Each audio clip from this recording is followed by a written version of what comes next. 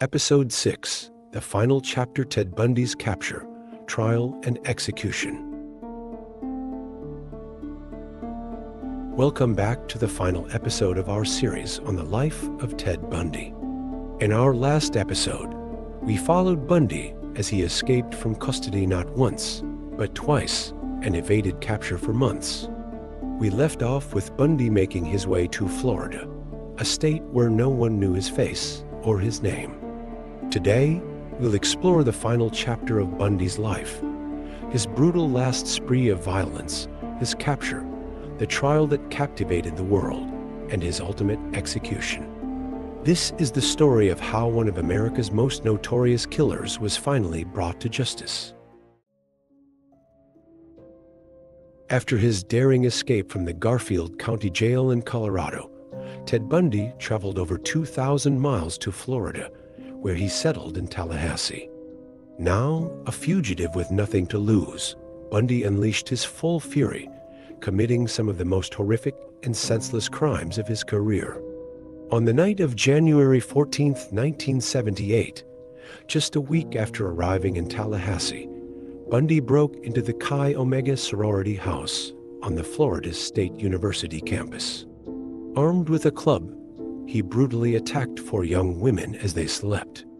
Margaret Bowman and Lisa Levy were killed in their beds, while Karen Chandler and Kathy Kleiner were severely injured but survived.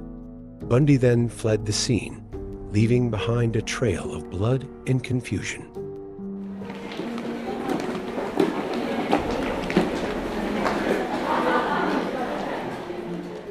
The attack on the Chi Omega house shocked the nation. It was a brazen act of violence committed in a place where young women should have felt safe.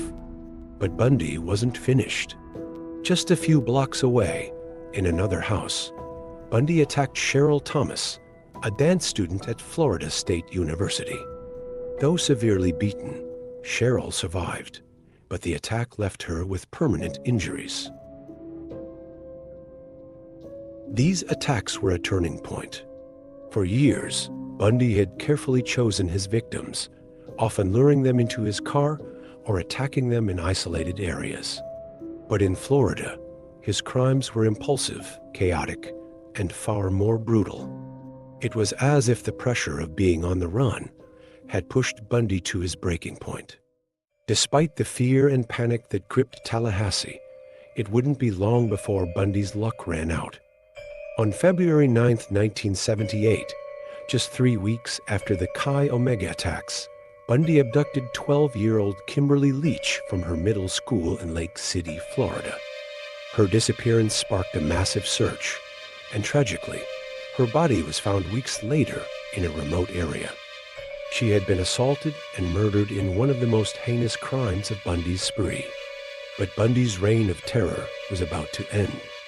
On February 15, 1978, while driving a stolen car in Pensacola, Florida, Bundy was pulled over by Officer David Lee. Bundy tried to flee, but the officer managed to subdue and arrest him. Bundy initially gave a false name, but when the fingerprints came back, the truth was revealed. The most wanted man in America was finally in custody. Bundy's arrest marked the beginning of a legal saga that would captivate the world.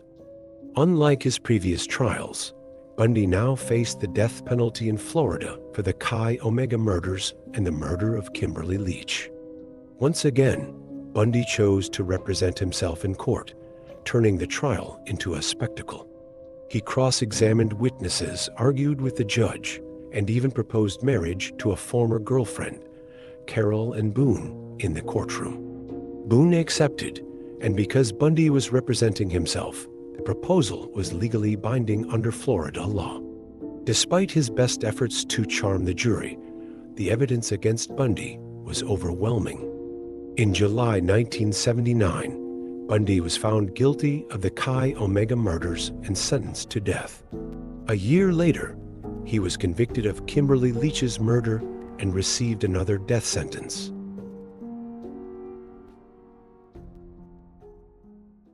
For nearly a decade, Bundy sat on death row, exhausting every legal option available to him. During this time, he granted interviews, confessed to over 30 murders, and tried to delay his execution by offering more information about his crimes. But by January 1989, the appeals had run out, and the families of Bundy's victims were ready for justice. On the morning of January 24, 1989, Ted Bundy was executed in the electric chair at Florida State Prison. Outside the prison, a crowd of over 200 people gathered, cheering and setting off fireworks as the news of his death spread. Bundy's execution marked the end of a long and painful chapter for the families of his victims and for a nation that had been terrorized by his crimes.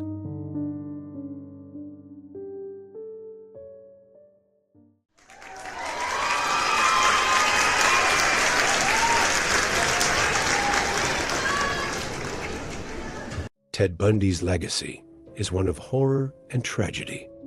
He was a man who appeared normal, even charming, on the outside, but inside harbored a darkness that led to the brutal deaths of dozens of innocent women. His story serves as a grim reminder of the capacity for evil that can hide behind even the most ordinary faces. But it's also a story of justice. Despite his intelligence, his charm, and his ability to evade capture for so long, Bundy was ultimately caught, tried, and executed for his crimes. And while nothing can bring back the lives he took, his case has helped to change the way law enforcement handles serial crimes, leading to better communication between states and more effective profiling techniques. As we conclude this series, we must remember the victims, the young women whose lives were cut short by Ted Bundy's violence. Their stories are the most important part of this narrative, and their memories deserve to be honored. Thank you for joining me on this journey through the life of Ted Bundy. If you found this series insightful, please subscribe and leave a review. Your support helps us continue to bring you these in-depth explorations of history's most infamous figures. Until next time, stay curious and stay safe.